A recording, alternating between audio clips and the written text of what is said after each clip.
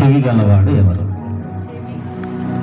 చెవి గలవాడు ఎవరు? అమ్మ ఎవరు? చెవి గలవారు ఎవరు? అయితే బైబిల్లో ఉన్న మాట ఏంటంటే, చెవి గలవాడు ఆత్మ చెప్పుచున్న సంగతులు వినుగాక అన్నది. అయితే నేను అందులో చెప్పట్లేదు, కానీ మనందరికీ అర్థమయ్యేటువంటి ఒక మంచి పరిభాషలో చెవి గలవాడు ఎవరో చెప్పి వాక్యంలోకి వెళ్తాను. ఎవరు చెవి గలవారు అని అంటే, మనందరి కుటుంబాల్లో మనం ఇళ్ళల్లో ఉంటుంటాం. కోడలో వంట చేస్తూ ఉంటుంది, తాలింపులు వేస్తూ ఉంటుంది. ఎక్కడో లోపల గదిలో ఉన్న అత్త మాట్లాడే మాటలు ఎవరికైనా పడతాయి? చెవి గలలో కదా. ఇదేంటండి, ఈ చిట్టపట్ట తాలింపుల్లో ఎవరు మాటలు పడుతున్నాయి? అత్త మాటలు పడుతున్నాయి. అంటే ఈమె ఏ పని చేసినా కూడా చెవి ఆడుంటుంది. తన గురించి ఎవరైతే మాట్లాడుతున్నారనేటువంటి ఆలోచన కలిగి ఉంటుందో ఆ చెవి అక్కడికి వెళ్ళిపోద్ది కదా. అలా ఒకరంటే ఒకరు పడనటువంటి వారు కుటుంబంలో ఎవరైనా ఉండి ఒకవేళ మాట్లాడుకుంటుంటే ఈ చెవులు ఎన్ని శబ్దాలు ఉన్నప్పటికీ, ఎటువంటి సంగీత వాయిద్యాలు వినిపిస్తున్నప్పటికీ, ఎటువంటి సమస్యలు ఉన్నప్పటికీ కూడా ఈ చెవులు ఎక్కడికి వెళ్ళిపోతాయి? ఎక్కడికి వెళ్ళిపోతాయండి? నా గురించి ఏం చెప్పుకుంటున్నారో, నా గురించి ఏం మాట్లాడుతున్నారో, వాళ్ళు నవ్వుతున్నది నా గురించే కావచ్చు, వాళ్ళు మాట్లాడుతున్నది నా గురించే కావచ్చు, వాళ్ళ ఏడుపులు నా గురించే కావచ్చు, వాళ్ళ ఆలోచనలు నా గురించే కావచ్చు. ఇది మన పరిభాషలో చెవి కలిగిన వాళ్ళు అన్నమాట వీళ్ళంతా కదా. అలా ఇప్పుడు ఎవరైనా చెవి కలిగిన వాళ్ళు ఉంటే ఒక్కసారి హల్లెలూయా చెప్దామా? హల్లెలూయా గట్టిగానండి. ఎందుకంటున్నానంటే, మనం అప్పుడప్పుడు వర్షం పడినప్పుడు బజార్లో వెళ్తా ఉన్నప్పుడు మొక్కజొన్న కంకులు కాల్చుకుంటా కనపడుతుంటారు, చూసారా మీరు? వర్షం పడతా ఉంటుంది, గొడుగు ఒకటి అడ్డం పెట్టుకొని పొయ్యికి, ఏ పొయ్యి స్టైల్గా గ్యాస్ పొయ్యి ఏం కాదు, మళ్ళీ కట్టెల పొయ్యికి గొడుగు అడ్డం పెట్టుకొని ఇసుకుంటా ఏం చేస్తుంటారు? అది ఏంటరా బాబు మనకు అనిపిస్తుంది, ఏంది బాగా పొయ్యిలో కట్టెలు పెట్టుకుంటా, పొగకి కళ్ళు తుడుచుకుంటా, వాన పడకుండా గొడుగడ్డం పెట్టి, ఏంద్రా బాబు ఈ వ్యాపారం మొత్తం అమ్మితే కూడా 200 వస్తాయి రావు అనిపిస్తుందా లేదా? మనకు అనిపిస్తుంది, కానీ వాళ్ళకేమనిపిస్తుంది? ఒరే బాబు నువ్వు ఎవరేదన్నా అనుకోని, కానీ ఇది నేను చేస్తేనే నా జీవితం కదా. అట్ట అనుకున్న వాళ్ళు ఒకసారి హల్లెలూయా చెప్దామా? హల్లెలూయా. ఎందుకంటే మనమున్నది దేవుడి ప్రాంగణం. ఈ చెవులు ఎక్కడ ఉండాలి అని అంటే, కేవలం దేవుని వాక్యం అయిపోయి ఉండాలి. అదే మన ఇంట్లో ఎవరైనా పిల్లలు మాట్లాడుతూ ఉంటే అత్త మాట దూరం అయిపోతుంది కాబట్టి సపోర్ట్ చేద్దాం. ఒకవేళ చిన్న పిల్లలు ఎవరైనా ఏడుస్తూ ఉంటే ఏం చేస్తాం? ఆ మాటకు ఎక్కడ ఆటంకం కలుగుతుందో లాగి పెట్టి అక్కడికి పడతాం. ఎందుకు? అది వినాలి అంతే కదా. ఇది దేవుని మాట. హలో మీకే స్వరూపరాణి మీకే ఇది జగన్నా ఎక్కడ ఉన్నారా? మీకే ఇది థామస్ బాబాయ్ గారు మనవరు ఏడుగులో ఏడమ్మా నేనేనా? అయితే నాకే ఇది. ఎందుకనంటే ఇక్కడ ఏదో ఊరకనే వచ్చిపోవాలం కాదు, ఏదో కంకులు కాల్చుకునేవాడే తన జీవితం కొరకు లోకాన్ని పక్కన పెట్టి, చూస్తున్న మనుషుల పక్కన పెట్టి, వాతావరణ పరిస్థితుల పక్కన పెట్టి, ఉన్నటువంటి వ్యతిరేకమైనటువంటి పనులన్నీ పక్కన పెట్టి తన జీవితం కొరకు అంతగా ప్రయాసపడుతుంటే, మరి నువ్వు నేనైతే అయ్యేవలే డేవిడ్ రాజు గారు ఏదో చెప్పుకొని పోతాళ్ళే కారేసుకొని వచ్చాడుగా, ఆ మనోహర్ ఏదో చెప్పుకొని పోతాళ్ళే ఖమ్మం నుంచి వచ్చాడుగా, ఆ ఎవరు ఏదో చెప్పుకొని పోతారులే వంటలు ఉంటారుగా. ఈ కార్యక్రమమే నీకోసం. ఇంతమంది ఇందాక చదువుకున్నాం సహకరించినటువంటి వారు ఎందుకు సహకరించారు? ఎందుకండి ఎందుకు సహకరించారు? ఆ సహకారంలో ఎవరున్నారండి? వాళ్ళ సహకారం వెనుక నువ్వు వినాలి కాబట్టి, వాళ్ళ ఖర్చు వెనక నువ్వు వినాలి కాబట్టి, వాళ్ళ ప్రయాసం వెనక నువ్వు వినాలి కాబట్టి, వాళ్ళు పడుతున్నటువంటి కష్టం ఏదైతే ఉందో ఈ కష్టం వెనుక ఉన్న కారణం ఏంటంటే కేవలం నువ్వు వినాలి కాబట్టి. కేవలం నువ్వు వినాలి అనేటువంటి ఆలోచనతో దేవుడు ఎంతటి కార్యక్రమాన్ని నిర్వహిస్తే లోపలికి వచ్చి పట్టా మీద కూర్చొని చెమట తుడుచుకొని ఇసురుకుంటా బుసురుకుంటా ఏందో చెప్పాడు అంటేట అమ్మా. అందుకే మళ్ళీ ఒక్కసారి చెవి గలవాడు హల్లెలూయా జీవితం. మీకు చెవులు ఉంటే హల్లెలూయా జీవితం గట్టిగా హల్లెలూయా. ఓకే, ఈరోజు మన ముందు ఉన్నటువంటి పాఠం ఏంటంటే గుమ్మము. మన పాఠ్య భాగం పేరు గుమ్మము. హలో, నాకేం చూడండి, మళ్ళీ ఒకసారి చెబుతున్నాను. నీకే ఇది ఇంటికాడ అకాలం రాలేదు, ఎప్పుడు నాతోనే వచ్చేది, ఆమెకు చెప్పలేదేంటి అని అన్నాకండి. వచ్చిన నీకే, రాని వాళ్ళు నవ్వులు చేద్దాం. వచ్చిన నీకే. ఏం పాఠం అంట మన పాఠం? గుమ్మము. క్రీస్తుకు పూర్వము 571 సంవత్సరాల కాలంలో జరిగినటువంటి ఒక సంగతిని జ్ఞాపకం చేసుకుందాం. మనకు తెలుసు బైబిల్ గ్రంథంలో చిన్న ప్రవక్తలు, పెద్ద ప్రవక్తలను మనం వింటుంటాం. ఇంతకీ చిన్న ప్రవక్తలు ఎవరు, పెద్ద ప్రవక్తలు ఎవరండి? అమ్మా చెప్పగలరు ఎవరన్నా? హలో స్వరూపారాణి, ఇప్పుడే చెప్పా. మీరెవరు తిరిగినా మీ పేరు తెలియక ఆగుతున్నా కానీ లేకపోతేనా? చిన్న ప్రవక్తలు, పెద్ద ప్రవక్తలని మనం చెప్పుకుంటా ఉంటాం బైబిల్ గ్రంథంలో. ఎవరు వీళ్ళు? ఎందుకు చిన్నోళ్ళు అన్నారు, ఎందుకు పెద్దోళ్ళు అన్నారు అని అంటే, దేవునితో అతి సాన్నిహిత్యమైనటువంటి సంబంధాన్ని కలిగి ఎక్కువ కాలము దేవునితో గడుపుతూ, ఎక్కువగా దేవుని కోసం ఆలోచన చేస్తూ, ఎక్కువగా దేవుని కోసం శ్రమ పడుతూ అనేకమైనటువంటి అధ్యాయాలు రాయటానికి దేవునితో అంటుకట్టబడిన వారు కాబట్టి కొంతమందిని పెద్ద ప్రవక్తలు అన్నారు, అలా కొంతమందిని చిన్న ప్రవక్తలు అన్నారు. ఇలా పెద్ద ప్రవక్తలుగా చెప్పబడినటువంటి వారిలో ఒకరైనటువంటి యెహెజ్కేలు గారి గురించి ఈరోజు మనం జ్ఞాపకం చేసుకుంటున్నాం. ఈ యెహెజ్కేలు గ్రంథము రాసినటువంటి కాలము క్రీస్తుకు పూర్వం 571 కాలంలో రాస్తూ వచ్చారు. ఈయన 627 నుంచి 533 సంవత్సరాల మధ్య కాలంలో జీవించి తర్వాత చనిపోతూ వచ్చాడు. రాసింది మాత్రం 571. అయితే చాలా మాటలు రాస్తూ వచ్చాడు. ఈయన యెరూషలేములో జన్మించినప్పటికీ కూడా ఈయన బబులోను యొక్క చెరలో ఉన్నటువంటి ఇశ్రాయేలీల మధ్యలో తన యొక్క సేవా పరిచర్యను జరిగించినటువంటి వాడు. తన పరిచర్యను కొనసాగిస్తూ వచ్చాడు. ప్రవక్తగా దేవుని చేత నిలబడి పనిచేసింది బబులోను చెరలో ఉన్నప్పుడు పనిచేస్తూ వచ్చాడు ఆయన. ఈ విధంగా బబులోను దేశంలో వారు బానిసలుగా ఉన్నప్పుడు, వెట్టి చాకిరీ చేస్తూ ఉన్నప్పుడు, శ్రమలలో ఉన్నప్పుడు, శ్రమ పడుతూ ఉన్నప్పుడు వారిని గురించి దేవుడు మాట్లాడుతూ ఈ యొక్క యెహెజ్కేలు గారికి ఇచ్చినటువంటి మాటలు, ఇచ్చినటువంటి దర్శనాలే ఈ గ్రంథంలో ఉన్నటువంటి మాటలు. కాబట్టి ఈరోజు మనకు కూడా దేవుడు ఇదే మాట్లాడుతూ ఉన్నాడు. ఎందుకంటే మనమందరం కూడా ఎక్కడున్నాం? దేశమే వేరు. బబులోనులో ఇశ్రాయేలీలు గడిపినట్టుగా, బబులోనులో ఇశ్రాయేలీలు వెట్టి చాకిరీ చేసినట్టుగా, బబులోనులో ఇశ్రాయేలీలు కష్టాలు అనుభవించినట్టుగా, బబులోనులో దేవుని యొక్క చిత్తము నిమిత్తము, దేవుని ఆలోచన నిమిత్తము వేరొకరి కింద వారిని బానిసలుగా ఉంచినటువంటి మాదిరిగా ఈరోజు మనం కూడా ఎక్కడున్నాం? ఈ ప్రపంచంలో స్వతంత్రులమే కానీ బానిసలుగా బ్రతుకుతా ఉన్నాం. స్వతంత్రులమే కానీ కష్టములతో బ్రతుకుతా ఉన్నాం. స్వతంత్రులమే కానీ శ్రమలతో బ్రతుకుతా ఉన్నాం. స్వతంత్రులమే కానీ స్వేచ్ఛ లేని వారిగా బ్రతుకుతా ఉన్నాం. అందుకే మనతో కూడా మాట్లాడుతున్నటువంటి మాట ఇది దేవుడు రాయించినటువంటి మాట. చూద్దాం 47వ అధ్యాయం యెహెజ్కేలు గ్రంథము.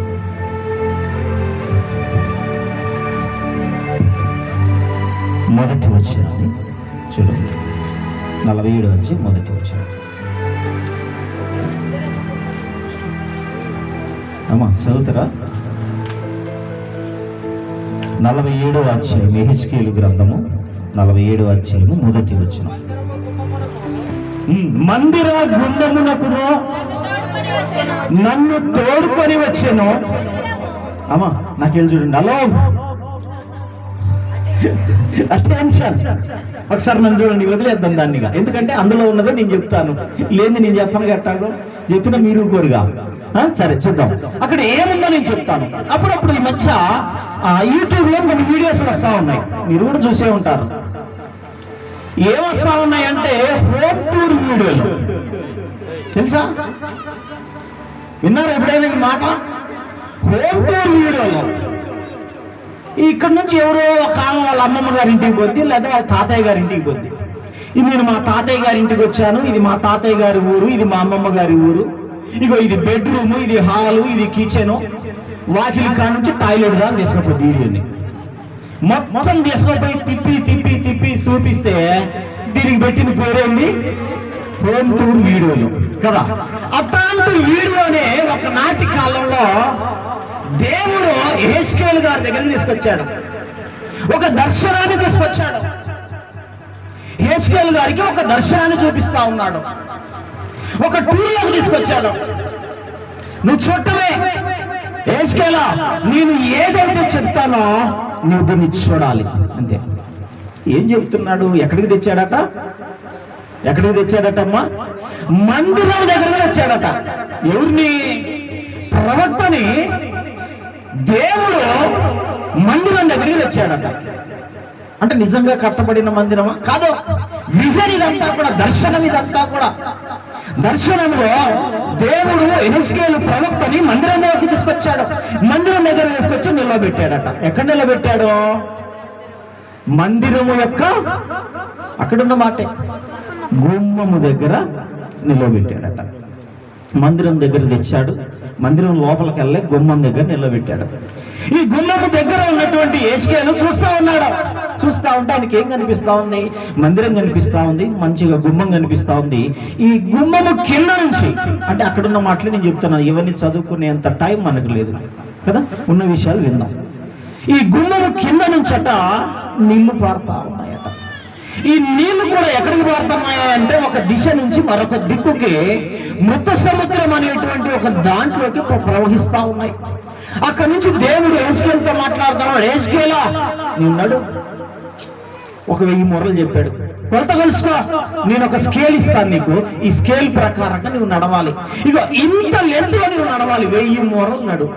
నడిచాను ప్రభా, ఓకే రైట్. ఇంకా మరొక 1000 మొరలు నడు. అలా మరలా ఒక 1000 మొరలు నడు. ఈ విధమైనటువంటి విజన్ ఒక టూర్లోకి దేవుడు యెహెజ్కేలు గారిని తీసుకెళ్ళాడండి. ఇదంతా యెహెజ్కేలు గారు చూస్తూ రాస్తూ వచ్చాడు. ఎవరి కొరకు? ఎవరి కొరకు అండి? మనం అప్పుడప్పుడు పార్క్ వెళ్ళగానే సెల్ఫీ తీసుకుంటాం, అవునా లేదా? తీసుకోరా, సరే.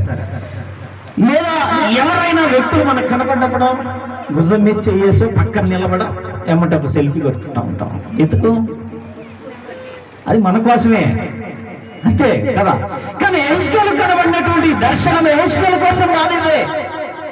యెహెజ్కేలు గారు తీసుకెళ్ళినటువంటి టూర్ ఏదైతే ఉందో, ఈ యొక్క దర్శనం ఏదైతే ఉందో, ఈ విజన్ ఏదైతే ఉందో, ఇది యెహెజ్కేలు గారి కోసం కాదు. ఎవరి కోసమయ్యా అంటే శ్రమల్లో ఉన్నటువంటి ఇశ్రాయేలీయుల కొరకు, కష్టంలో ఉన్నటువంటి ఇశ్రాయేలీయుల కొరకు, వేరొక దేశంలో బానిసలుగా బ్రతుకుతున్న ఇశ్రాయేలీయుల కొరకు. అంతేకాదు, దేశము మొత్తములో, ప్రపంచములో ఉన్నటువంటి దేశాలన్నిటిలో దేవుని బిడ్డలైనటువంటి వారి కొరకు. అంటే ఒకవేళ మనం దేవుని బిడ్డలమైతే ఇప్పుడు ఇది ఎవరి కొరకు? ఎవరి కొరకు అండి? ఒక్కసారి అట్లాంటి ఉంటే హల్లెలూయా చెబుదాం. దేవుని బిడ్డలో ఉంటే ఎవరైనా హల్లెలూయా చెబుదాం. చెబుదామా? హల్లెలూయా. మిగతా వాళ్ళు గారే డౌటా? మీకే డౌట్ ఏం లేదమ్మా. ఈ ప్రాంగణంలో నువ్వు వచ్చావంటే నువ్వు ఎవరి ఆధీనంలో ఉన్నావు? దేవుని ఆధీనంలో ఉన్నావు. మొక్కజొన్న కాల్చుకునేవాడు అటు ఇటు చూస్తే మొక్కజొన్నలన్నీ కాలిపోతాయి. వాడు అమ్ముకోవటానికి వాడికి జీతం, వాడి జీవితం వెళ్ళదు కదా. అట్లాంటిది మనకొద్దు. లోకం ఎలాగున్నా, ప్రకృతి ఎలాగున్నా, ఎవరి పరిస్థితి ఎలాగున్నా కూడా మున్సిపాలిటీలో పనిచేస్తూ ఉంటారు. మా ఊడిని చెత్త కవర్ పట్టుకోరంటే ఇట్లా పట్టుకుంటాడు. ఇది మా ఇంట్లో చెత్త మేము పడేసిన చెత్తే. అదే మున్సిపాలిటీలో అయితే చేతులు ఇస్తే వాడు పెడతారు. అది వాడి జీవితం అదే. కానీ నీ క్రైస్తవ జీవితంలో నువ్వు ప్రాంగణంలోకి వచ్చాక ఎవరి ఆధీనంలో ఉన్నావు? నువ్వు అటు ఇటు చూస్తే కుదరదు. ఇట్లా పట్టుకుంటా నా క్రైస్తవ జీవితాన్ని అంటే కుదరదు. అందుకే సంపూర్తిగా స్వేచ్ఛగా దేవుడు చెప్పే మాట వినాలి. ఇది ఎవరి కొరకు? ఎవరి కొరకు? ఒకవేళ నేను దేవుని కుమార్తెనని నీవు అనుకుంటే నీకోసమే. ఒకవేళ నేను దేవుని కుమారుణ్ణని నీవు అనుకుంటే ఇది నీకోసమే. నేను దేవుడికి ప్రార్థన చేస్తున్నాను, నా ప్రార్థన దేవుడు వింటున్నాడనే గమనికలో ఒకవేళ నీవు ఉంటే ఇది నీకోసమే. టోటల్గా ఎవరి కోసం ఇది? నువ్వంటే బడమోళ్ళ కోసం అయితే కాదు, నీకోసమే. అర్థమైందిగా? ఇప్పుడు మళ్ళా టూర్లోకి వచ్చేద్దాం. ఇప్పుడు ఏమేం కనపడుతున్నాయట? ఏమేం కనపడుతున్నాయి? ఎక్కడికి తెచ్చాడు? ఈ టూర్లోకి ఎక్కడికి తీసుకొచ్చాడు? మందిరం దగ్గరికి తీసుకొచ్చాడు. మందిరం దగ్గరికి తీసుకొచ్చాడు. మందిరం దగ్గరికి తెచ్చి నిలబెట్టాడు. మన లోపలికి పిలవాలిగా. మందిరం దగ్గర తెచ్చాక దా ఎదిగేలుగా, లోపల ఏముందో శుద్ధుగా రా, ఈ రంగులు చూడు, ఈ ఆల్టెక్ చూడు, ఈ వాల్కేర్ చూడు, అసలుకి ఈ పాలిష్ బండలు చూడు, ఈ టైల్ చూడు అనొచ్చుగా. లేదా అక్కడ నిలబెట్టాడు, మందిరము దగ్గర నిలబెట్టాడు, గుమ్మము దగ్గర నిలబెట్టాడు. నిలబడినటువంటి అతనికి ఇప్పుడు చూడమంటున్నాడు. చూశాడు. ఏం కనపడుతుందయ్యా? ఆ మందిరం గుమ్మం దగ్గర ఎక్కడైతే నిలబడ్డాడో ఆ గుమ్మం కింద నుంచట నీళ్లు ప్రవహిస్తా ఉన్నాయట. అలా ప్రవాహంగా పోతున్నటువంటి నీళ్లు ఒక నదిలో, ఒక తీర ప్రాంతంలో కలుస్తా ఉంటే అలా వెళ్ళి ఒకసారి అలా ప్రవాహంలో పడుతున్నటువంటి ఆ నీళ్ల వెంబడి వెళ్ళాం. కొద్ది లోతులోకి వెళ్ళు, ఇంకొద్ది లోతులోకి వెళ్ళు, ఇంకొద్ది లోతులోకి వెళ్ళు. ఇలా కొన్ని ఆధ్యాత్మికమైనటువంటి పాఠాలు నేర్పించాడు. ఇది నువ్వు ఇశ్రాయేలీలకు తెలియజెప్పాలి. ఏ ఇశ్రాయేలీలకు? చెరలో ఉన్న ఇశ్రాయేలీలకు. ఏ ఇశ్రాయేలీలకు? కష్టంలో ఉన్నటువంటి ఇశ్రాయేలీలకు. ఏ ఇశ్రాయేలీలకు? ఏందిరా బాబు మాకు ఈ కర్మ, సృష్టికర్త అయినటువంటి దేవుడు మాకుండగా, మమ్మల్ని మా పితరులు అయినటువంటి దేవుడు మాకుండగా ఈ కర్మ ఏంట్రా అని అనుకుంటున్నారు. చూసారా? క్రైస్తవులు కావచ్చు, లేదా ఇశ్రాయేలీలు, ఎవరైనా సరే ఇగో వారికి తెలియచేయటానికి నువ్వు ఈ విధంగా చేయాలి, ఇది చూడాలి అంటున్నాడు. చూద్దాం. ఇక్కడ 3 విషయాలు మొదట నేను జ్ఞాపకం చేసి లోనికి వెళ్తాను. ఏ 3 విషయాలంటే మందిరము కనపడతా ఉంది, గుమ్మము కనపడతా ఉంది, నీళ్లు కనపడతా ఉన్నాయి. ఈ 3 విషయాలు ఏంటో తెలుసుకొని లోపలికి వెళ్దాం. ఏంటి ఈ మందిరము? మందిరం అంటే ఏంటి? మాకేం తెలియదండి, పిల్లర్లు ఉన్నాయి కాబట్టి చెప్పలేకపోతున్నాం. అదే కట్టాకైతే మందిరం ఏందో ఏంటండి? కట్టాకైతే మందిరం ఏందో చెప్పలేమంటారా కదా? గోపురాలను చూసి మందిరము, పెద్ద పెద్ద కట్టడాలను చూసి మందిరము, లోపల అద్భుతమైనటువంటి పెయింటింగ్స్ని చూసి మందిరము, లోపల పరిచినటువంటి తివాచీలను చూసి మందిరము, పైన సీలింగ్కి వేసేటువంటి డిజైన్లను చూసి మందిరము. అప్పుడప్పుడు అంటారు, మాకు కొంతమంది బంధువులు ఉన్నారు, అరే మెదక్ చర్చికి వచ్చిన. అవునా? చిటికలేసి మెదక్ చర్చికి వచ్చినాం. అయితే అక్కడ ఎలా ఉంటుందో తెలుసా? అసలు ఎటువంటి కట్టడాలో తెలుసా? ఎంత అద్భుతంగా చేశారో తెలుసా? నేను తర్వాత చెప్పే మాటలకు ఆన్సర్లు ఉండవు, ఇంకొన్ని మాటలు అడుగుతాను. ఓకే పోనీ సరే, అదంతా మనకు అనవసరం. కానీ అసలు మందిరం అంటే ఏంటో చూద్దాం. మనకు తెలుసు, దేవుడు అడుగుతూ వచ్చాడు, స్వయంగా అడిగాడండి దేవుడే నోరు తెరచి. ఏమని అడిగాడు? దావీదుతో మాట్లాడాడు, నా కొరకు నీవు మందిరము కట్టాలి అన్నాడు. దావీదు పరిస్థితి చూశాడు, దావీదు ఆందోళన చూశాడు, దావీదు యుద్ధ రంగంలో చూశాడు. దావీదుని అనేక రకాలుగా పరిశీలించి దావీదుని పక్కకు పెట్టేశాడు. దావీదు అది ఇప్పుడు ఎవరు కట్టాలి? సొలొమోను గారు మందిరాన్ని కట్టాలి. అదేవిధంగా దావీదుకు కూడా తెలియవచ్చింది. ఆ దావీదు గారు కూడా ఆయన పక్కకు అయిపోయి తన కుమారుని చేత మందిరం కట్టే విధంగా ఆయన కూడా కొంత ప్రోత్సాహపరుస్తూ వచ్చాడు. ఈ విధంగా మందిరం కట్టబడింది. అక్కడ ఒక మాట అన్నాడు, ఏమని? ఈ మందిరము కట్టబడినటువంటి ఈ నా మందిరము సకల జనులకు ప్రార్థనా మందిరము అనబడును అన్నాడు. ఓకే, ఇంతవరకే మనకు తెలుసు. అయితే కొంచెం లోపలికి వెళ్దాం. ఈ మందిరం గురించి ఏం రాయబడిందంటే, కొరింథీయులకు రాసినటువంటి మొదటి పత్రిక 3వ అధ్యాయము 16వ వచనం. కొంచెం స్పీడ్గా వెళ్ళండి అమ్మా. కొరింథీయులకు రాసిన మొదటి పత్రిక 3వ అధ్యాయం 16వ వచనం. మీరు దేవుని ఆలయమై ఉన్నారనియు దేవుని ఆత్మ మీలో నివసించుచున్నాడనియు మీరు ఎరుగరా. చాలమ్మా. ప్రశ్న ఉందా అక్కడ? క్వశ్చన్ మార్క్ ఉందా? మనల్ని అప్పుడప్పుడు క్వశ్చన్ వేస్తూ ఉంటారు. ఏమని క్వశ్చన్లు వేస్తారు తెలుసా? ఇంట్లో వేస్తారు, నువ్వు మనిషివేనారా? క్వశ్చన్ మార్క్ అది. నువ్వు మనిషివేనారా అంటే క్వశ్చన్ మార్క్ అది. అంతేగాని నువ్వేదో పెద్దోడు అని కాదు, ఇంకా గొప్పడు అని కాదు. అక్కడ ఆ మాట, ఆ ఒక్క క్వశ్చన్తో ఏమైపోద్ది అయ్యగారికి? కోపం కట్టలు తెంచుకుంటుంది. మనిషివేనారా అన్న దానికి సరైన ఆన్సర్ ఏం చెప్తాడు? నేను మనిషిని కాదు మృగాన్ని అని ప్రవర్తనలో చూపిస్తాడు కదా. ఇట్లాంటి క్వశ్చన్లు ఉంటాయి. అలాగే ఒక ప్రశ్న వేస్తా ఉన్నాడు. ఎవరికి వేస్తా ఉన్నాడు ప్రశ్నేనా? ఎవరికండి? మొదటి అధ్యాయం మొదటి వచనం ఎవరికి వేస్తా ఉన్నాడు? చదువు తల్లి. దేవుని చిత్తము వలన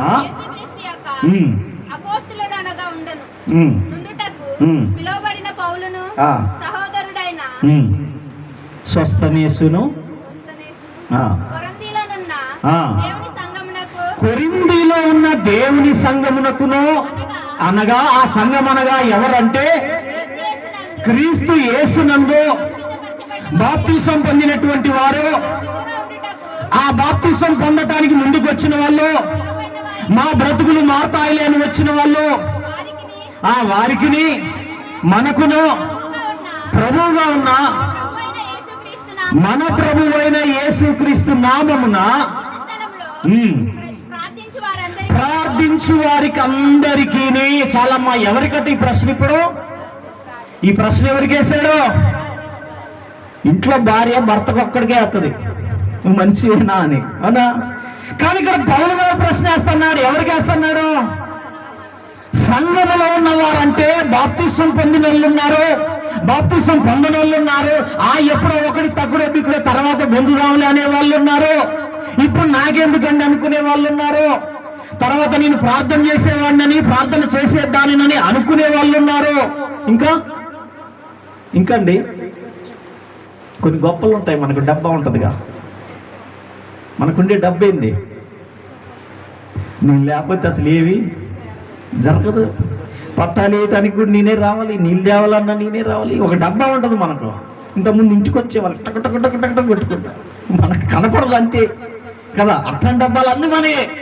ఇటువంటి వారందరికీ ప్రశ్న ఏంటంటే, మళ్ళొకసారి ఇప్పుడు 3:16 మీరు దేవుని ఆలయమనియో దేవుని ఆత్మ మీలో నివసించుచున్నాడనియో మీరు ఎరుగరారే. ఈ సంగతి తెలీదా నీకు? ఇప్పటిదాకా నువ్వు తెలుసుకోకున్నావా? ఇప్పటి వరకు కూడా ఈ సంగతి నీ మతికి రాలేదా? ప్రార్థన చేస్తున్నావు కదా ఏళ్ల తరబడి, బాప్తిసం పొందావు కదా, సంవత్సరాలు అయిపోయింది కదా, మోకాళ్ళు వేస్తున్నావు కదా, స్తుతిస్తున్నావు కదా, ఆరాధిస్తున్నావు కదా, అనేకమైనటువంటి కార్యక్రమాల్లో కూడా నీ వంతు సహకారం అందిస్తున్నావు కదా. మరి ఈ సంగతి నీవు ఎరగవా? ఏ సంగతే? మీరు దేవుని ఆలయమై ఉన్నారు. ఎవరటండి? ఇది కదిలే ఆలయం. ఇది గోపురాలతో ఎప్పుడు ఒకే స్థలంలో ఉండే ఆలయం కాదు. ఇది నడిచే ఆలయం. ఇది మాట్లాడే ఆలయం. ఇది ఆలోచన చేసే ఆలయం. ఏదండి? ఏ ఆలయాన్ని గురించి చెప్తున్నాడు? ఏ ఆలయం అండి? అయితే అయిందిలే టైం అని చెప్పి ఊరికే సర్దుకున్నావు అర్థం ఉందో. ఇగో ఈ ఆలయాన్ని గురించే తల్లి వింటున్నారా? అయితే అయిందిలే, ఎట్లాగా చిన్నగా పోదాంలే, బాగా సర్దుకొని వచ్చావుగా, ఈ ఆలయాన్ని గురించే చెప్తా ఉన్నాడు. ఇంకే ఆలయాలు ఉంటాయండి? ఒకటే శుక్రవారం వస్తే అసలు పనికి పోయేది లేదు, వ్యాపారానికి పోయేది లేదు, ఉద్యోగానికి పోయేది లేదు. పోకుండా మనదేదో మనం పని చూసుకుందామా, మళ్ళా యేసుదాస్ అన్న కనపడగానే మళ్ళీ ఏం చెప్పాలో ఏమో. ఈ ఆలయాల గురించే ఉన్నాయి ఇట్లాంటివి నీ మనసులో. ఈ ఆలయాల గురించే మాట్లాడుతున్నాడు, ఈ శరీరాల గురించే మాట్లాడుతున్నాడు. ఈ ఆలోచనలు కలిగినటువంటి ఈ అరికాలు మెలుకొని నడినెత్తి వరకు ఉన్నటువంటి ఇన్ని కిలోల మాంసం ధరించుకొని ఉన్నావే, ఈ దేహాన్ని గురించే మాట్లాడుతున్నాడు. ఎంతదట ఈ దేహము? దేవుని ఆలయము. యేసుకెళ్ళి తెచ్చాడు, అది అక్షర రూపంగా కనబడుతుంది. కానీ పౌలు మాట్లాడుతున్నాడు ఆధ్యాత్మికమైనటువంటి కోణం నుంచి మాట్లాడుతున్నాడు. ఈ ఆలయము నువ్వే. యేసుకెళ్ళి ఏ టూర్కి వచ్చాడు? ఇప్పుడు ఆలయాన్ని సందర్శించడానికి వచ్చాడండి. అయ్యగారు ప్రవచనకర్త, ప్రవచించేవాడు, దేవుని యొక్క ప్రవక్తగా పిలువబడినటువంటి ఆయన ఆలయపు టూర్కి వచ్చాడు. ఆలయాన్ని సందర్శించడానికి వచ్చాడు. ఆలయాన్ని చూపిస్తా ఉన్నాడు. ఆలయానికి ఒక గుమ్మం ఉందట. సరే, ఆలయం అంటే ఏందని అర్థమైంది మనకి. ఇప్పుడు నేనే అన్న సంగతి అర్థమైందా లేదా? మళ్ళీ నేను అర్థం ఇంకా అమ్మా. ఆలయం అంటే ఎవరు? ఇప్పుడు నేనేదో పత్తి కోసుకునేదాన్ని నేను ఆలయం. అమ్మ నువ్వు ఆలయమే. దేవుని వాక్యం సెలవిస్తావండి. నువ్వు ఆలయమే. నువ్వెవరైతే అంటే నేనేదో నుండి బయటికి వెళితే 100 మాటలు చెప్పి వ్యాపారం చేసుకుని అయినా కూడా నీవు ఆలయమే. దేవుని వాక్యం సెలవిస్తా ఉంది, నీవు ఆలయమే. దేవుని నమ్ముకున్న తర్వాత దేవుని మందిరమే నువ్వు. ఈ మందిరానికి ఏం కనపడతా ఉందట? ఇప్పుడు ఈ మందిరానికి ఏం కనపడతా ఉందట? ఏం కనపడుతుందా? ఈ మందిరానికి ఏముందండి? మందిరం దగ్గర ఎక్కడున్నాడు ఆయన? మన పాఠం మర్చిపోతే అట్ట గుమ్మం దగ్గర ఉన్నాడట. మరి గుమ్మం అంటే ఏందండి ఇంతకీ? ఈ గుమ్మానికి ఎంత ప్రత్యేకత ఉందో మన భారతదేశంలో. పసుపు రాస్తారు, బొట్లు పెడతారు, దానికి ఎల్లో పెయింట్ వేసి రకరకాల పూలతోటి రంగులతోటి అద్దుతారు దానికి. ఇక పశ్చిమ గోదావరి జిల్లాకు పోతే, ఎందుకంటే నేను బాగా ఎక్కువ తిరిగి వచ్చా కాబట్టి నాకు తెలుసు, మొత్తం పసుపు రాస్తారు. ఎందుకు రావాలంటే మనం ఎక్కడికి పోయినా కూడా లోపలికి వచ్చినా బయటికి వచ్చినా ఈ పసుపు పొట్ట యాంటీబయాటిక్ ఏం చేస్తుందట? ఈ బ్యాక్టీరియా ఏదైతే ఉందో వాడు ఎక్కడెక్కడైతే తిరిగి వచ్చిండో ఇదంతా కూడా ఇది బయటనే ఉంచేస్తుందట, రానిదట. సరే, అది నిజం అవ్వదు, తర్వాత సంగతి నేను తెలిసిన సంగతిలే చెబుతున్నా. మళ్ళీ ఆయన ఇట్లా చెప్పిండని చెప్పారు, నా మీద నెట్టమాకండి. ఇట్లాంటి విశిష్టతలు చాలా ఉన్నాయి. అయితే మనకు కూడా ఒక విశిష్టత ఉంది. ఏంటి ఈ గుమ్మం? ఏంటి అసలుకి? ఏంటండి ఈ గుమ్మం? ఏమై ఉంటుంది? ఒకసారి చూడండి, ప్రకటన గ్రంథం 3వ అధ్యాయము 20వ వచనం. ఇదిగో నేను తలుపు వద్ద నిలుచున్నాను. సరే, నేను తలుపు వద్ద నిలుచుండి తట్టుచున్నాను. ఈ పాట ఎప్పుడో పాట కదా. హృదయం అనేది తలుపు వద్ద యేసునాథుండో నిలబడి ఏం చేస్తాడట? కొడతా ఉన్నట్టు. ఎక్కడ నిలబడి ఈ మనిషికి ఈ ఆలయమైనటువంటి ఈ దేహం ఏదైతే ఉందో, ఈ 70, 80, 60 కేజీల ఈ మాంసము కలిగినటువంటి ఈ శరీరం ఏదైతే ఉందో, ఈ శరీరానికి గుమ్మం ఏదట? నీ హృదయం. ఈ హృదయం అనేటువంటి గుమ్మం డోర్ దగ్గరికి వచ్చి ఏం చేస్తాడట? థామస్ గారు తలుపు తీయండి, తలుపు తీయండి, లోపలికి వచ్చేయాల. తలుపు తడతా ఉన్నాడట. అయితే ఈ తలుపు తీస్తే ఇప్పుడు ఏది లోనకు పోవాలన్నా ఏది బయటికి రావాలన్నా ఏంటిదండి ముఖ్యమా? గుమ్మమే కదా. ఇది ఓపెన్ చేస్తేనే కదా నువ్వు అసలు లోనకు రావాలన్నా బయటికి పోవాలన్నా. ఇదే మన ఇల్లు కట్టుకుంటాం, ఇల్లు కట్టుకున్నాక దానికి ఒక గుమ్మం పెట్టుకుంటాం. ఈ గుమ్మం బయట ఉంటే ఒక ప్రపంచం, గుమ్మం లోపల ఉంటే మరొక ప్రపంచం కదా. దేవుని యొక్క మందిరానికి కూడా గుమ్మం అనేది ఏ విధంగా చెప్పబడుతుందంటే, ఇటు లోకానికి దేవుని సన్నిధికి మధ్యలో ఉన్నటువంటి బంధమే ఈ గుమ్మాన్ని గురించి చెప్పబడతా ఉంది. ఇది దేనికి సూచిస్తా ఉంది? ఈ గుమ్మం లోపల నీవు ఉన్నావా? ఎక్కడున్నట్టు? లోపలికి వచ్చేసినట్టే దేవునిలోకి నువ్వు. లేదా నేను మందిరం ముందు ఉంటే కాదు, నా మందిరం ముందు ఉన్నటువంటి గుమ్మం ఏదైతే ఉందో గుమ్మం లోపలికి నీవు వచ్చేయాలి. గుమ్మం బయట ఉంటే అప్పుడు ఎవరో ఒక ఆయన అంటాడు, అరే కనీసం పరలోకంలో గేట్ కాడన్నా దేవుడు నన్ను నిలవన్నీడా, ఇట్లా అంటాడు. తాగి ఎక్కువై ఎక్కడ పెడతాడట ఆయన్ని? గేట్ దగ్గర నన్ను నిలవన్నీడా. గేట్ దగ్గర నిలవండి. ఇతడా ప్రసంగాలు చేసిన వాళ్ళకే ఛాన్స్ ఉందో లేదో నానా తిప్పలు పడుతుంటే నువ్వేంద్ర బాబు ఊరుకుంటే గేట్ దగ్గర ఛాన్స్ ఇవ్వంటే ఇంకెక్కడ ఛాన్స్ కదా. అందుకే ఈ గుమ్మము లోపలకు నీవు రాగలిగితే, గుమ్మము బయట ఉంటే వేరే ప్రపంచం అది. అందుకే ఈ హెచ్కేల్ ఎక్కడున్నాడు? గుమ్మము దగ్గర నిలబడి ఉన్నాడు. ఇప్పుడు గుమ్మం అంటే మనకు అర్థమవుతా ఉంది. ఏంటిది ఈ గుమ్మం అంటే? మన హృదయము. మత్తయి సువార్త 6వ అధ్యాయము 6వ వచనం.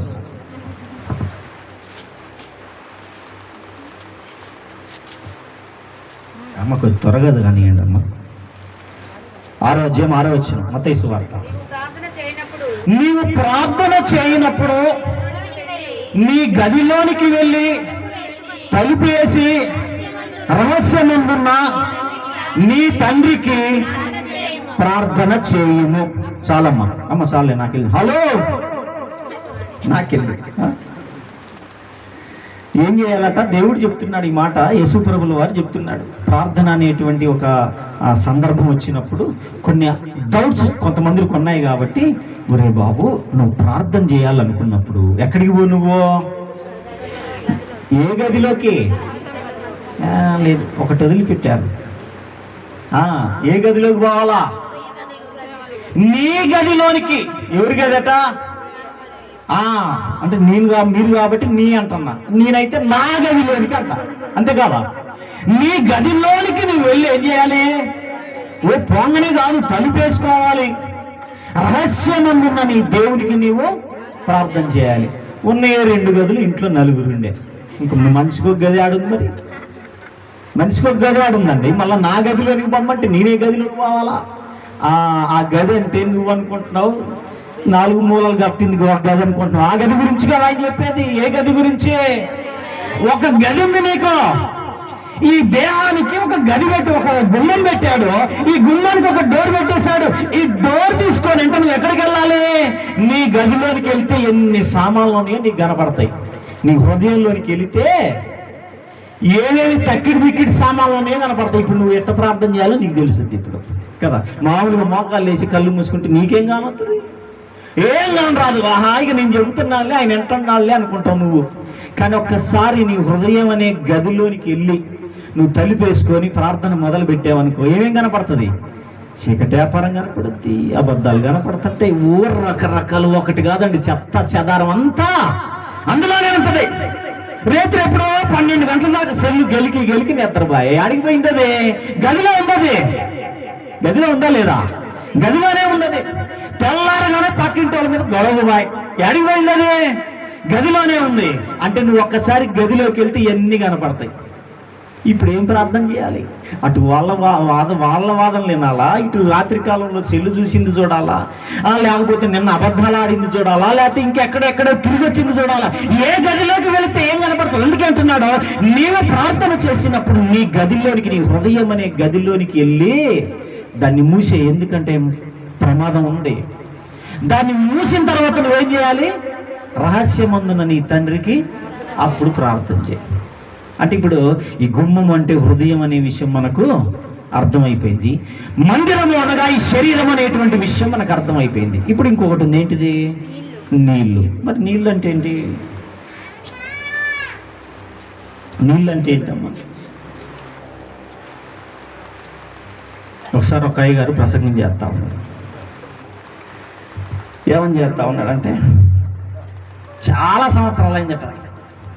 ఎప్పుడు ఈయన అదే చర్చిలో ఉండి ఇంత పిల్లగాడి కాడ నుంచి ఎదుక్కుంటే ఆ గుడికే అయ్యగారు అయ్యింది ఆయనే. ఈ అయ్యగారు వస్తూనే ఉండు, ఒక విశ్వాసి కనపడతా ఉండు. ఎప్పుడు ఈయన చిన్నప్పటి నుంచి ఒక వ్యక్తిని చూస్తా ఉన్నాడు. చూసి ఆయన ముసలోడు అయిండు, వచ్చి ఈయన అయ్యగారు అయిండు. ఈ అయ్యగారు అంటుండు, పాట పాడని అనగానే చివరిలో చిన్నప్పటి నుంచి చూసిన ముసలాయన వచ్చి ఒక పాట ఎత్తుకున్నాడట. ఏమని? చిన్న గొర్రె పిల్లను నేను యేసయ్యా. అవునా? ఏంటి రే, ఈ చిన్నప్పటి నుంచి అక్కడెక్కడో కూర్చొని ఇప్పుడు ముసలోడు అయి కూడా ఇంకా ఏం గొర్రెట? ఈ పాటలోనే ఒక మాట ఉంటుంది. ఏంటో తెలుసా? ఏం మాట ఉంటుందండి? ఏమి వెళ్ళాలట హృదయంలో నుంచి? జీవనదిని పాడరేమమ్మా, ప్రవహింపజేయుమయ్యా. అంటే ఇప్పుడు ఏమి వెళ్ళాలట? హృదయం నుంచి ఏం వెళ్ళాలి? జీవనదట హృదయం నుంచి వెళ్ళాలట. ఏంటా జీవనది? ఏంటా నీళ్ళు అనంటే వాక్యాన్ని గురించి చెప్తా ఉన్నాడు. వాక్యం అనేటువంటి ఉదక స్నానం అని పౌలు మాట్లాడుతా ఉన్నాడు ఎఫెసీయులకు రాసిన పత్రికలో. అనగా నీరు దేనికి సాదృశ్యము?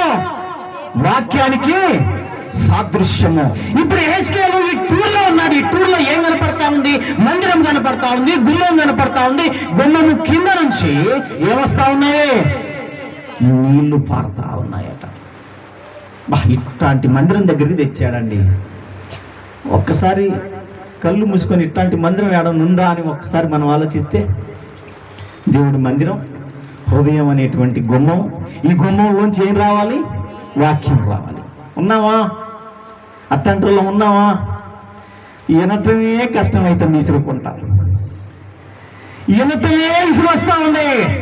కొంతమంది అంటున్నారట, అన్న టైం ఎక్కువ అవుతుంది అంటున్నారట. బండి లేటుగా వస్తే రైల్వే స్టేషన్లో నన్ను ప్రశ్నిస్తారా? బస్సు లేటుగా ట్రాఫిక్లో పడిపోతే ఏంటి తోలేందని అంటారా? మరి ఇక్కడ ఎందుకమ్మా ప్రశ్నిస్తున్నారు? మనం ఏం చెప్పినా అయ్యగారు ఇంటోళ్ళే కదా, వింటాంలే అమ్మ. మళ్ళీ మీరు ఏడరారు, మా బాధ మాది, మా భయం మాది. వింటాంలే, ఏం కాదులే దానివల్ల. గమనించుదాం. అయితే ఈ వాక్యం అనేటువంటి నీళ్ళ గురించి చెప్తా ఉన్నాడు. ఇప్పుడు ఈయనకేం కనపడతా ఉంది? మందిరము, గుమ్మము, నీళ్ళు అనగా నీ శరీరము, నీ హృదయము, ఈ హృదయములో నుంచి వచ్చేటువంటి వాక్యాన్ని గురించి మాట్లాడుతూ ఉన్నాడు. ఇప్పుడు దీని గురించి చెప్తా ఉన్నాడు. మరి ఈ మందిరాన్ని గురించి హెచ్కేఎల్ గారిని నిలబెట్టినప్పుడు ఏ మందిరానికి తెచ్చాడు ఆయన? ఏ మందిరానికి తెచ్చాడండి? పేరేమని చెప్పాడా? పేరేమని చెప్పాడా? ప్రసాద్ అన్న పేరేమని చెప్పాడా? మళ్ళీ ఒకసారి చదువన్నా, మొదటి వచ్చిన 47:1. అతడు మందిరపు గుమ్మమునకు, చాలా అక్కడ ఏ పేరు లేదు, ఏ పేరు లేదు.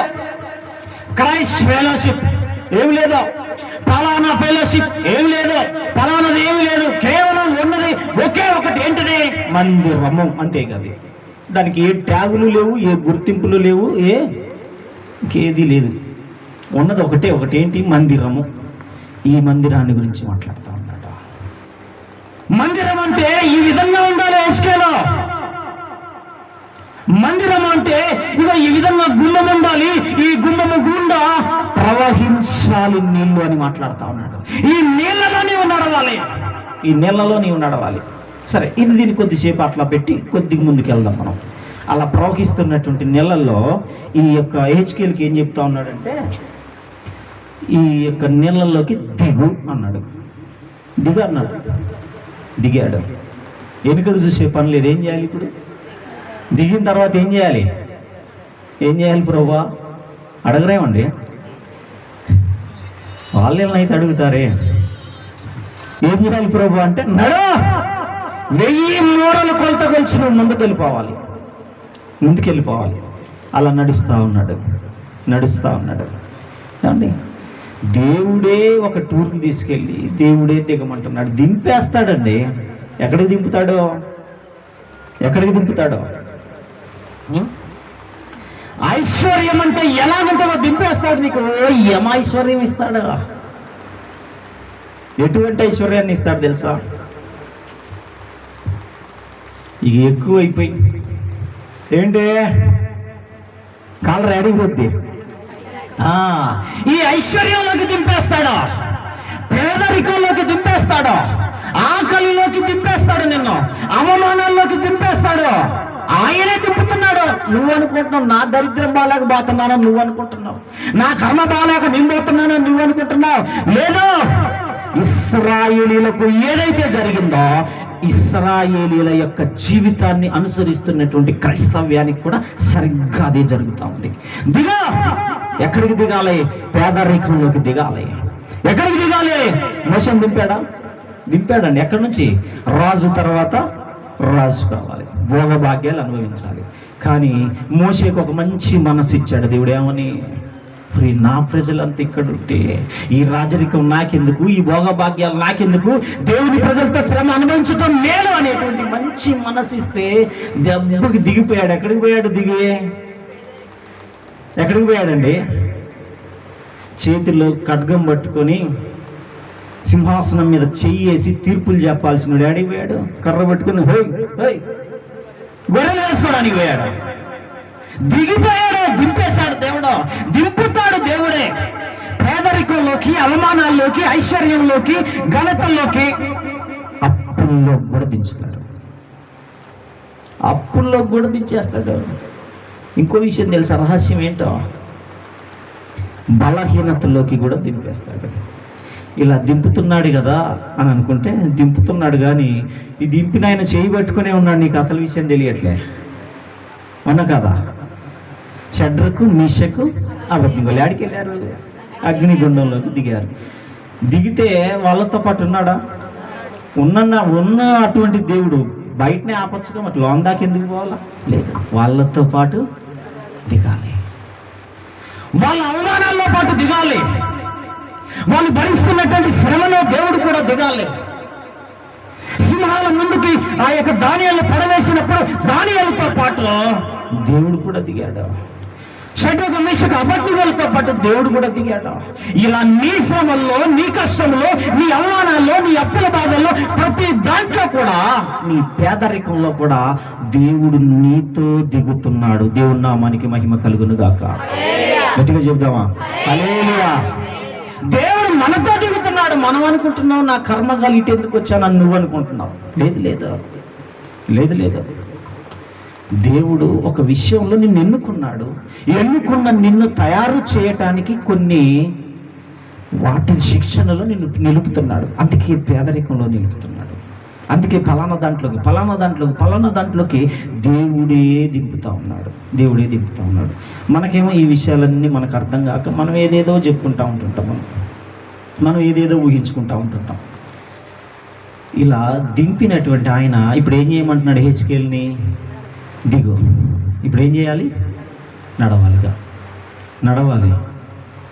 అందుకే ప్రార్థన బైబిల్ గ్రంథంలో ఒక మంచి మాట ఉంది. ఏమని? శోధన సహించువాడు. ఒక అప్పుల లాంటి శోధన వచ్చింది, ఒక అవమానం లాంటి శోధన వచ్చింది, లేకపోతే ఒక పేదరికం లాంటి శోధన వచ్చింది. నువ్వేం చేయాలి? దీన్ని ఎవరట? ఇప్పుడు లక్కీ ఎవరట? ధన్యుడు అంటే మన భాషలో, పరిభాషలో భయంత లక్కీరా నువ్వు. ఎవరు లక్కీ? ఎవరు? ఇప్పుడు మన దగ్గర ఒక పేరు ఉండాలి కదా, లక్కీ అని. ఎవరట ఇప్పుడు ధన్యులు? ధన్యులు ఎవరండి? ఈ అవమానాన్ని సహించేవాడు ధన్యుడు, లక్కీ. ఈ పేదరికాన్ని సహించేవాడు ధన్యుడు. ఏనైనా నువ్వు ఉన్నావా లేవా? ఎవడెవడో నా ఇంటి ముందుకు వచ్చి ఏంటి అవమానాలా? నాకు దేవుడు లేడు, ఎవరు లేరు. ఇది కాదు, సహించేవాడు ధన్యుడు. నువ్వు ముందుకెళ్ళాలి. వెనక్కి తిరగటానికి లేదు. ముందుకు నడిపిస్తా ఉన్నాడు. ఇవన్నీ కూడా ఎవరి కొరకు చెప్తున్నాడండి? ఇశ్రాయేలీలు, బబులోను చెరలో ఉన్నటువంటి ఇశ్రాయేలీలకు చెప్పు హెచ్కేలా. ఈ ఇశ్రాయేలీలకే కాదు, ప్రపంచ దేశములన్నిటిలో ఉన్నటువంటి దేవుని పరిచారకులకు, దేవుని సేవకులకు, దేవుని నమ్మినటువంటి విశ్వాసులైనటువంటి వారికి ఇది అందరికీ తెలియచేయబడాలి. ఏం తెలియచేయబడాలి అంటే, నువ్వు కదిలే ఆలయము. నీదేదో నీ శరీరాన్ని నీ ఇష్టం వచ్చినట్టుగా చేసుకోవటం కాదు, నీ ఇష్టం వచ్చినట్టుగా దాన్ని హింసించటం కాదు. చాలామంది దేంతో హింసిస్తారో తెలుసా? శరీరాలని దేంతో హింసిస్తారండి?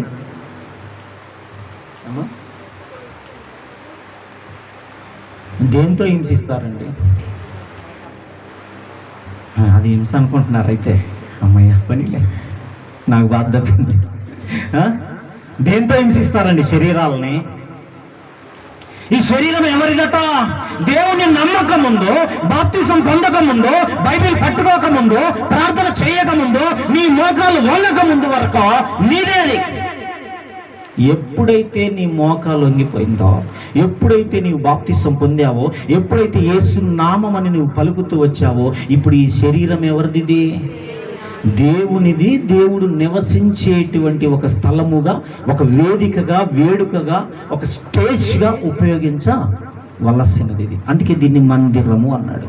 ఇప్పుడు ఈ మందిరము దేవుని కొరకు కాకుండా అంటే చాలామంది ఏం చేస్తారంటే చింతపడతా ఉంటారు. దాన్ని ఏమంటారండి మన భాషలో? చింతనే ఏమంటారు? వ్యాధి. ఆ వ్యాధి కూడా అనొచ్చు. మంచి పని అది ఏదో అంటారండి, సరిగ్గా గుర్తు రావట్లే. మనాది. మన అర్థం ఏ భాషలు ఏమంటారు? మనాది. ఈ మనాదికి ఒక సామెత పెట్టారు. ఏమని? అబ్బా, క్యాన్సర్కి కూడా ఉందట, ఎయిడ్స్కి కూడా ఉందట. చాలా మంది తప్పించుకొని బయటపడ్డారు. చాలా వాటికి ఉంది. ఉరి శిక్ష పడ్డోడికి కూడా రాష్ట్రపతి క్షమాభిక్ష జరుగుతుంది, కానీ ఈ మనాదికి ఏం లేదు. ఉరి క్షమాభిక్షే లేదట. అంటే మందే ఇరువుడే లేదట. దేనికయా? నేను బాప్తిసం పొందిన నేను పరలోకం వెళ్తానా లేదా అనే మనాది కాదు ఇది. ప్రార్థన చేస్తున్నటువంటి నేను నా ప్రార్థన దేవుడు విన్నాడా లేదా అనే మనాది కాదు ఇది. పౌలు గారికి కూడా ఒక మనాది ఉంది. ఏమన్నది తెలుసా? పౌలు గారిని సముద్ర ప్రయాణం చేస్తూ ఉంటే ఎక్కడికి పరిచర్యలో సేవలో ఆయన అటు ఇటు ప్రయాణం చేస్తూ ఉన్నప్పుడు పౌలు గారిని పట్టుకొని కొట్టారు ఒక దగ్గర. ఇటనే మక్కపేట లాంటి ఇట్లాంటి సందు ఒకటి ఉంటే సందులో చూసి గుద్దేశారు బాగా. ఎవరు కొట్టారో తెలుసా? సొంత వాళ్ళే. యమగొట్టుడు కొడితే ఏమంటున్నాడు తెలుసా? ఇక ఇంతమందిని కొట్టారు, తర్వాత ఒకసారి దొంగలు కొట్టారు, తర్వాత ఒకసారి పలానాలు కొట్టారు, పలానా ఓ రకరకాలైనటువంటి హింసలు పొందాను. కానీ వీటన్నిటికంటే సంఘమును గురించిన చింత నాకు. ఆయన మనోవ్యాధి దేనిదట? సంఘము. ఒక క్రైస్తవుడు అయితే నీ చింత దేని మీద ఉండాలి? ఇంకా పిల్లర్లు ఉన్నాయి ప్రభువా, అస్సలు మనకు అవసరమే లేదు, మనకి చింత అవసరమే లేదు అంటే ఇటు దిగుతున్నాను అనుకుంటున్నారా? వీటికి నేను అర్థం కావటం కోసం చెబుతున్నాను, తెలియదు. మన చింత దేని మీద అంటే నీ పిల్లల చదువు మీద, నీ పిల్లల వివాహాల మీద, నీ వ్యాపారం మీద, నీ ఉద్యోగం మీద, నీవు కట్టుకునే బట్టల మీద, నీవు కొనుక్కునే వస్తువుల మీద, నీవు తోలే వాహనాల మీద, నీవు నివాసం ఉంటున్నటువంటి గృహాల మీద నీ యొక్క చింత, నీ యొక్క వేదన, నీ ఆలోచన తప్ప నేనెందుకు పరలోకం పోలేదో, నా ప్రార్థన ఎందుకు దేవుడు వెళ్ళలేదు, నేనెందుకు సరిగా ఆరాధించలేకపోతున్నాను, నేనెందుకు సరిగా మోకరించలేకపోతున్నాను, నేనెందుకు సరిగా కన్నీరు గార్చలేకపోతున్నాను, నేనెందుకు దేవుడితో అన్యోన్యమైనటువంటి సహవాసం చేయలేకపోతున్నానని ఎప్పుడైనా చింతపడ్డావా? ఒక వస్తువు లేదని చింతపడతా ఉన్నావు, ఒక వాహనం లేదని చింతపడతా ఉన్నావు, ఒక సరైన గృహం లేదని చింతపడతా ఉన్నావు, ఎక్కడో ఏదో కట్టాలని చింతపడతా ఉన్నావు, ఎక్కడో ఏదో జరుగుతుందని చింతపడతా ఉన్నావు. కానీ నీ చింతలన్నీ దేవుడు ఏమన్నాడో అంటే నా గురించి అసలు నువ్వు ఆలోచించకుండా వీటి గురించి ఆలోచిస్తే నీతో నాకేం పనికా? నీ చింతలతో నాకేం పనండి? ఏడబోతే నాకేందిగా కదా. కానీ ఆ మందిరం ఎలాగుండాలట? మందిరం ఎలాగుండాలి? గుమ్మము లోపల నుంచి, గుమ్మము క్రింద నుంచి పారుతున్నటువంటి నీళ్లుగా ఉండాలట ఈ మందిరము. అనగా ఈ యొక్క శరీరములో నుంచి, ఈ హృదయములో నుంచి, ఈ శరీరమైనటువంటి ఆలయములో నుంచి, ఈ హృదయంలోంచి ఏం రావాలి? వాక్యం రావాలి, వాక్యం రావాలి. నీ మాట బయటకు వస్తుందంటే దేంతో ముడిపడాలది? వాక్యంతో ముడిపడాలి. నీవు ఒక వివాహానికి ఆలోచన చేస్తున్నావంటే దేంతో ముడిపడాలి? వాక్యంతో ముడిపడాలి. నీవు ఒక గృహం గురించి ఆలోచన చేస్తున్నావంటే దేంతో ముడిపడాలి? వాక్యంతో ముడిపడాలి. నీవు ఏ దాని గురించి నువ్వు ఆలోచన చేసినా దేంతో ముడిపెట్టాలది? వాక్యంతోనే ముడిపెట్టాలి. మనం వాక్యంతో ఎప్పుడు ముడిపెడతామో తెలుసా? ఎప్పుడు పెడతామండి? మన వాక్యాన్ని ఎప్పుడు కలుపుకుంటాం చెప్పండి. మీకు తెలుసు, బాగా నాకంటే ఎక్కువ తెలుసు. నేనేదో నాకే తెలుసు అని నేను అనుకుంటాను, అనవసరంగా నాకేం తెలియదు. అమ్మా, వాక్యాన్ని ఎప్పుడు ముడేసుకుంటాం మనం? ఎప్పుడు ముడేసుకుంటామండి? వ్యక్తి చనిపోయాడు, ఇప్పుడు ఏం కావాలి? ఈ వ్యక్తికి ఏమంటారు, భూ కార్యక్రమం చేయాలంటే ఎవరు రావాలి? ఓ కరివేపాకు రావాలి. ఎవరు ఆ కరివేపాకు? మనం ఎప్పుడండి ముడిపెట్టేది? ఒక పెళ్లికి, చావుకి, ఒక పుట్టుకి, లేదా ఇంట్లో జరిగే శుభకార్యాలకే తప్ప దేనికి ముడిపెడుతున్నాం మనం? మనిషి చచ్చిపోతే దాన కార్యక్రమం చేయాలంటే ఎవరు రావాలి? పాస్టర్ గారు రావాలి, వాక్యం చదవాలి. అప్పటిదాకా తీరు. ఆయన చదివేంత వరకే ఆయనకి అక్కడ స్థలం, ఆయనకి అక్కడ అవకాశం. చదివిన తర్వాత పక్క జరగా ఎవరిని? అప్పటిదాకా ఆయన కోసం ఆగినవుగా, నువ్వు పక్క జరగా. మా కార్యక్రమాలు ఉన్నాయి, ఇంకా ఒక్క జల్లాల బాంబులు వేలవాల, డీజే రావాల, ఓ రకరకాల కార్యక్రమాలు. ఈ కరేపాకు అయిపోయింది, తాలింపు వేసినా నువ్వు పక్కకు వాటం. ఇక మనం ముడిపెట్టేది మన ఇంట జరిగేటువంటి కొన్ని కార్యక్రమాలకి వాక్యాన్ని ముడిపెడుతున్నాం. కానీ దేవుని వాక్యం ఏం సెలవిస్తుందో తెలుసా? నీవు మాట మాట్లాడినా, నీ పిల్లలను చదువుకు పంపించినా, నీ పిల్లలకు వివాహం చేసుకోవాలనుకున్నా, నీ పిల్లలకు కాలేజీలో ఏది చేయాలన్నా కూడా దేనికి ముడిపెట్టాలి? వాక్యానికి ముడిపెట్టాలి. వాళ్ళు బయటికి వెళ్తున్నారంటే ప్రభువుకి అప్పచెప్పో. నీ పిల్లల్ని దగ్గర తీసుకొని ప్రభా నీ చేతులకు అప్పగిస్తున్నాను, వాక్యానికి ముడిపెట్టు. నీ ఆడపిల్లల్ని వాక్యానికి ముడిపెట్టు. నీ ఇంట్లో ఉన్న ప్రతి దాన్ని వాక్యానికి అంటుకట్టు చేయి, వాక్యానికి అంటుకట్టు చేయి, వాక్యానికి ముడిపెట్టాం. మనం కొన్ని ముడిపెట్టి మాట్లాడుతూ ఉంటాం. మనకు కొంత బడ్జెట్ ఉంటుంది. ఆడవాళ్ళ గురువు తెలుసా? ఎవరు గురువు? ఆడవాళ్ళకు ఉండే గురువు ఉంటుంది. ఏరే గురువులు ఏదైనా పగిలిపోద్ది, కానీ పగలని గురువు ఏదైనా ఉందంటే అది ఆడవాళ్ళదేనండి. అస్సలు పగలు కొట్టరు. ప్రసవ వేదన వచ్చిన బగలు కొట్టరండి. ఎందుకో వాళ్ళకు నిశ్చయితుంది, దాని మీద వాళ్ళకొక ఆలోచన ఉంటుంది, దాన్ని బట్టే ఏది చేసినా మాట్లాడతారు. దాంట్లోనే ఊరికే గురుగు మీదనే ఆలోచన. మొగోళ్ళకేమో సెల్ ఫోన్లో ఊరికే ఫోన్పే ఓపెన్ చేయటం, బ్యాలెన్స్ అడబడేయటం. అంటే ఎవరి ఆలోచన వాళ్ళదే. ధనం మీద, బంగారం మీద, ధాన్యం మీద, వస్తువుల మీద, వాహనాల మీద, దీంతోనే మన ఆలోచన, దీంతోనే మన వ్యాపారాలు ముడిపడి ఉంటాయి, దీంతోనే మన బంధుత్వం ముడిపడి ఉంటుంది, దీంతోనే మనకున్నటువంటి రక్త సంబంధాలు ముడిపడి ఉంటాయి, దీనితోనే ప్రతిదీ కూడా ఉద్యోగం, వ్యాపారం అన్నీ దీంతోనే ముడిపడి ఉంటాయి. దేవుని వాక్యం ఎక్కడ? దేవుని వాక్యం ఎక్కడ? ఎందుకు దీవించాలి దేవుడు? ఎందుకు ఆశీర్వదించాలి దేవుడు?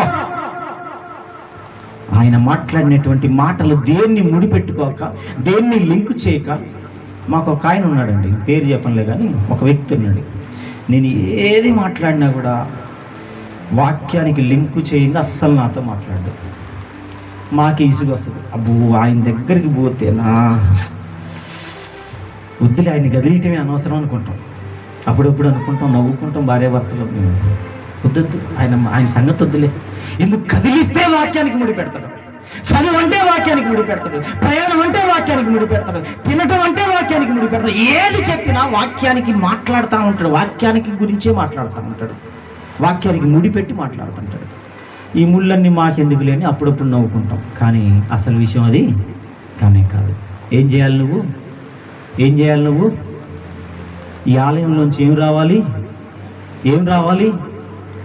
నీరు రావాలి, పారుచున్న నీరు రావాలి. అనగా జీవ నదితో పోలుస్తున్నటువంటి వాక్యం ఏదైతే ఉందో ఇది నీ హృదయంలో నుంచి రావాలి, నీ హృదయంలో నుంచి రావాలి.